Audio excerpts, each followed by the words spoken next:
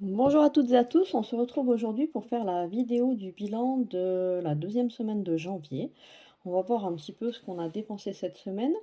Qu'est-ce qui s'est passé pour nous cette semaine? Pas grand-chose. Alors si, pour ceux qui nous rejoignent, je suis assistante maternelle et j'ai reçu 2 couples, jeudi soir en entretien. Le premier c'est un petit garçon, c'est pour une fois par semaine pour soulager un petit peu la maman et puis après on rajoutera sans doute, quelques jours. Apparemment pour eux c'est OK. Donc voilà, ils attendent d'avoir, tous les papiers de la CAF et cetera pour être sûrs de pas être embêtés. Donc on va voir si on commence, le contrat, puisque c'est 15 jours par semaine, je vais le prendre, c'est un petit garçon donc je vais le prendre le jeudi. Donc si tout est OK, est-ce qu'on commence jeudi là ou jeudi, prochain? On verra. Et le deuxième, c'était une petite fille de 5 mois, pareil, c'est pour 2 jours par semaine. Les parents réfléchissent et me recontactent, donc bah, on verra. Je croise un peu les doigts. Là, j'ai encore 2 nouvelles demandes pour des enfants de 2 ans, donc c'est bien parce que de toute façon, je peux pas prendre trop de bébés. Il y a 2 petits garçons, une petite fille. La petite fille, c'est quasiment sûr si c'est possible puisque, là, c'est un peu compliqué la situation. La personne qui s'en occupe n'est pas vrai c'est pas la maman, c'est la tata. C'est elle qui a obtenu, parce que la maman ne veut pas s'en occuper, donc elle a obtenu, l'autorité parentale par le tribunal. La CAF, pour l'instant, ne lui reconnaissent pas ce droit-là et cetera, donc elle a pas droit aux aides. Donc tant qu'elle a pas de droit aux aides, ben, elle peut pas les travailler, elle peut pas la faire garder puisque ça lui coûterait plus cher, que son salaire. Donc voilà, elle est en train de se battre un petit peu avec ça, mais si elle y arrive, ben, c'est sûr que j'aurai la petite, puisque c'est une amie de la maman de la petite que j'ai actuellement et qui me fait très confiance et cetera et puis, elle serait très heureuse que les 2 petites soient ensemble et les 2 petits garçons, je dois rencontrer les mamans, une, la semaine prochaine et une autre dans 15 jours puisque la semaine prochaine, le petit garçon est avec son papa, donc elle aimerait que je le rencontre également. Donc voilà, on verra, ce qui ressort de tout ça. Ça serait pas mal parce que, bah, c'est vrai que j'ai le chômage qui me complète. Mais le chômage, j'ai pas confiance puisque souvent, comme on est assistante maternelle, on a un petit peu c'est un peu des calculs différents. Ils sont tout le temps en train de se tromper de calcul, de nous réclamer de l'argent. Donc, j'ose pas trop prendre cet argent-là parce que je me dis: «S'ils me le réclament, comment je fais?» Donc, je vis avec, plus ou moins le minimum et pour en mettre un maximum de côté au cas où on me réclame de l'argent et c'est très stressant pour moi donc, puis vivre sur les aides, c'est pas quelque chose qui m'intéresse parce que de toute façon le chômage un jour va s'arrêter et si je me retrouve avec, 1 000 € par mois, je vais être bien embêtée.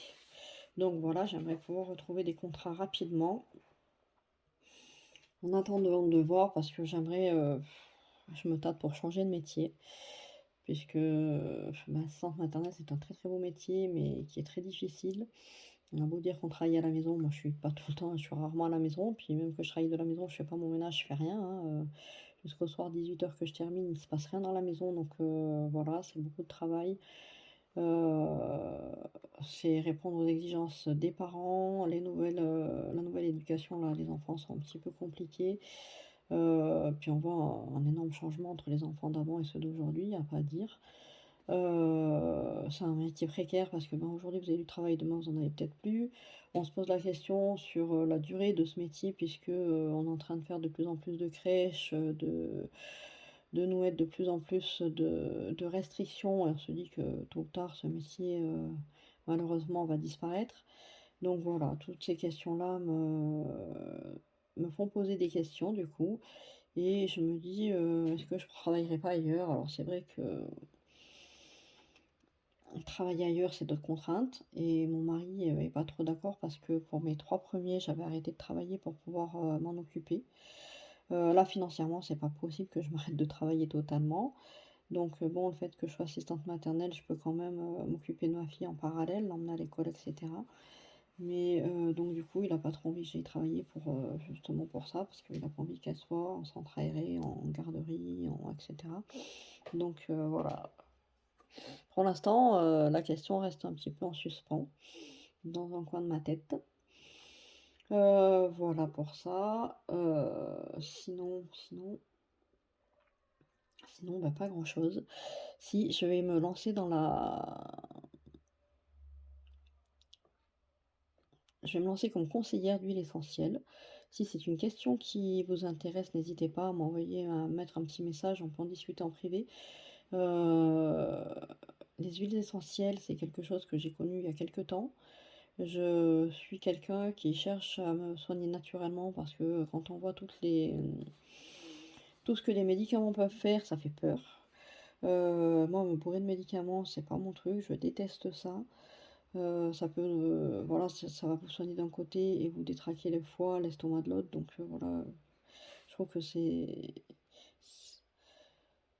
pas top et donc je cherche tout le temps à me soigner naturellement par les plantes, les choses comme ça. J'ai connu les huiles essentielles il y a quelque temps.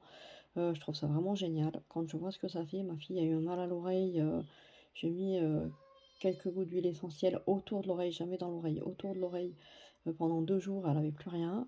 Je me dis: «C'est top». J'ai essayé sur plein de choses où, vraiment ça fait un peu des miracles. Là, en ce moment, pareil, si ça vous intéresse, n'hésitez pas.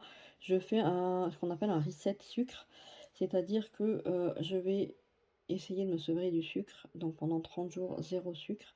J'ai déjà perdu 1,5 kg en 5 jours. Le sucre, c'est pareil, ça fait beaucoup de mal et je m'aperçois qu'on est vraiment, très, très dépendant. Ça me fait les premiers jours, c'était un peu comme, quand j'étais dépendante à la cigarette. Quand j'ai arrêté, j'étais un peu, voilà, c'était très compliqué, très des nœuds dans le ventre, tout ça, enfin bref, des sensations pas top. Ça a duré qu'un jour ou 2, mais bon, j'étais pas très bien. Là, ça va mieux. Si vous aussi, ben, voilà, vous avez envie un peu de vous détacher de cette habitude-là, pareil, n'hésitez pas, hein, vous me mettez un petit message, on en discute. Mais franchement, voilà, c'est vraiment top. Heu, ce sont des huiles qui sont certifiées CPTG, c'est-à-dire qu'ils sont meilleurs que les bio. Parce qu'il faut savoir que toutes les huiles qu'on va acheter, en pharmacie, alors, je parle même pas de celles de Jiffy, hein, c'est bourré de trucs, dégueux, donc je vois pas l'intérêt de passer d'un médicament à une huile comme ça. Mais même celles qu'on achète en pharmacie, souvent il y a, des produits synthétiques, des choses comme ça qui sont pas bonnes. Donc voilà, moi je passe que par ces huiles-là, elles ont un coût, on est d'accord. C'est plus cher qu'en pharmacie. Mais quand je vois la durée d'un flacon d'huile essentielle, je me dis que finalement ramener, au prix de la goutte, c'est pas si cher. Et puis ma santé, elle le vaut bien, donc voilà. Donc voilà pour ça, je vous montre tout de suite ma deuxième semaine de janvier.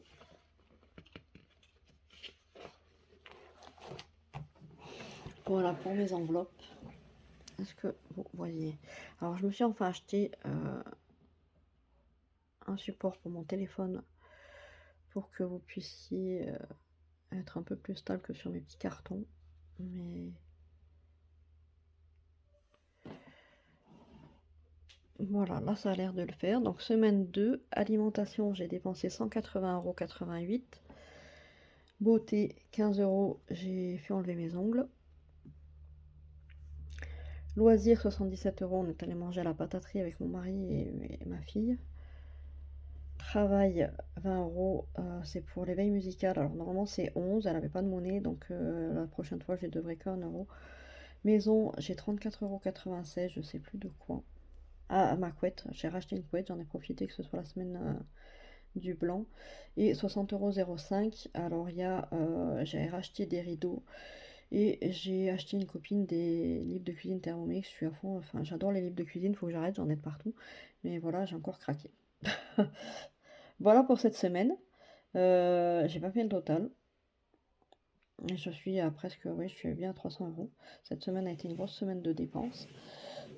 Sur les cartes bleues, ben j'ai pas, j'ai fait la mauvaise élève, j'ai pas noté, donc je les ai pas là. Je vais le faire là cette semaine et pour me mettre à jour. Voilà pour ça. Du coup, je suis à peu près, je reste dans mon budget puisque, les loisirs que j'ai pris dans ce que j'avais, en épargne, parce que je vous ai dit 50 € moi ça me suffit pas, donc tous les mois j'épargne un petit peu pour, rallonger. Pareil pour la maison, je mets un peu de côté, donc voilà, j'ai pris là-dedans.